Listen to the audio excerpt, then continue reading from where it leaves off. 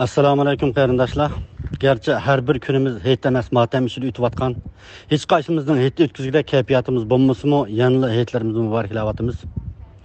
Qurban et bizge bir etiqat ve gayi üçün özünün en yaxşı görgen nəsini qurban kılalaydıgan bir ruhni bizge miras kaldığanlığı bilen hatırlanıp kelivatkan bir gün.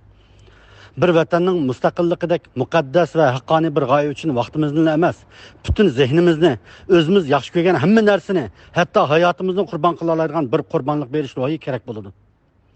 Qurboniyatimiz muborak bo'lsin. Hammalarga mustaqil vatan qurish uchun qurbonlik bera oladigan ruh nisib bo'lsin.